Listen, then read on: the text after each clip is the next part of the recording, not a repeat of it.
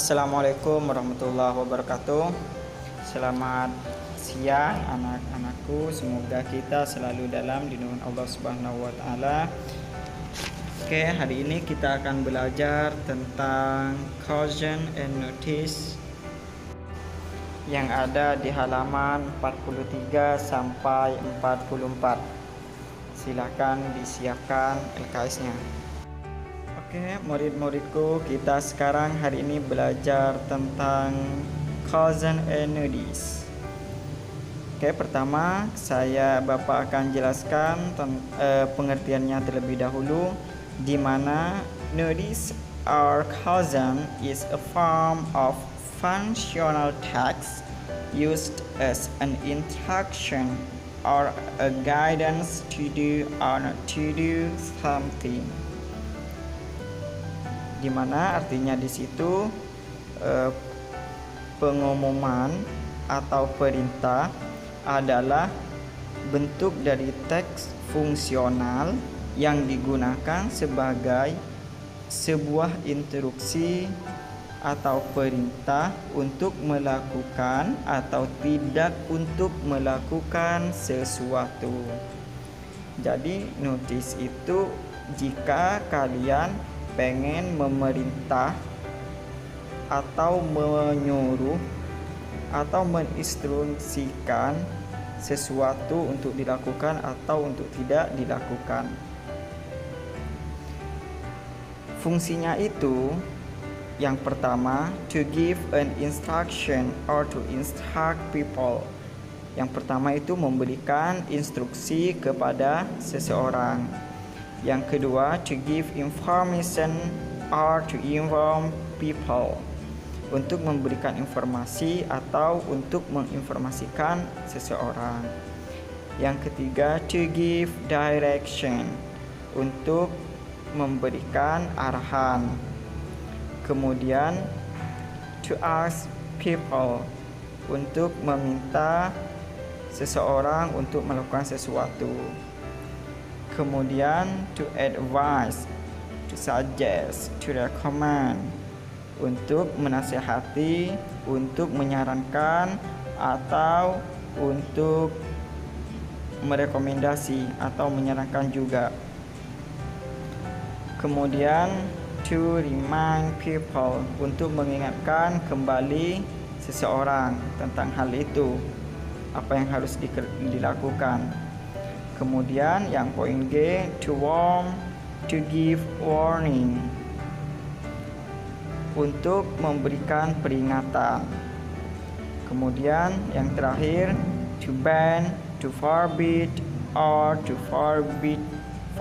prohibit people, untuk melarang seseorang melakukan sesuatu. Oke, kita lanjut ke generic structure. Generic structure ini berarti urutannya, ya, urutan bagaimana cara kalian menulis pengumuman atau perintah atau peringatan. Yang pertama, attention gather. Apa isinya? Ini ada opsional, berarti boleh ada atau tidak ada. Berarti ini isinya tentang judul, contohnya attention please gitu, ya, atau tentang kehilangan, itu berarti di situ ditulis apa, kehilangan apa gitu, ya, atau peringatan tentang apa. Kemudian information, berarti ini wajib, obligation for the content of the notice. Ini adalah kalau informasinya itu wajib ada dalam notis, ya, dalam pengumuman. Karena ini merupakan, yang poin B ini merupakan hal penting. Kemudian closure itu adalah penutup itu bisa terima kasih atau tanda tangan. Itu ini optional, berarti kalau optional itu pilihan, boleh ada atau tidak ada. Oke, materi berikutnya yaitu language feature. Language feature itu adalah ciri kebahasaan yang digunakan dalam notice text. Oke, di sini yang pertama itu using imperative mode. atau imperative sentence. Jadi menggunakan kalimat perintah. Kemudian yang kedua, using declarative reference, menggunakan referensi yang jelas. Kalau ada gambarnya berarti harus sesuai, isi dan gambar harus sesuai. Kemudian necessarily sequence in time, alangkah pentingnya ya urutan dalam waktunya, berarti bahasanya itu harus berurutan. Yang digunakan itu adalah susunan bahasanya itu harus berurutan. Kemudian yaitu spoken or written language feature, jadi bentuknya itu bisa berbicara maupun tertulis ya. Kemudian kalau yang poin E itu dijelaskan jenis-jenis dari notice. Kita lanjut ke poin 4, theory of short message.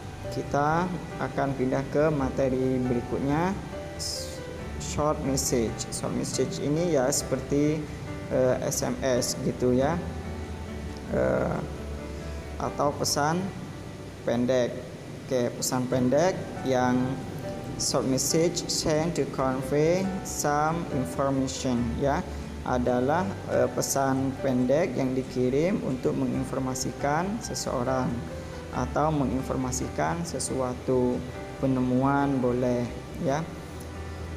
Kemudian jenis strukturnya, berarti urutannya di sini ada the receiver or reader, berarti ada penerima atau pembaca, kepada siapa di situ, berarti yang pertama ada situ ada pembacanya atau penerimanya. Kemudian yang kedua, the content of short message, itu isi dari suratnya atau pesan singkatnya. Kemudian the sender or the writer, pengirim atau penulis. Oke, itu bedanya antara short message dengan notice. Oke, sudah selesai pembahasan hari ini tentang notice. Semoga kalian mengerti dan memahaminya. Dan tugas kalian yaitu pertama merangkum menggunakan bahasa Inggris dan bahasa Indonesia. Setelah itu kerjakan tugas halaman 44 sampai 45 sesuai dengan contoh. Wassalamualaikum warahmatullahi wabarakatuh.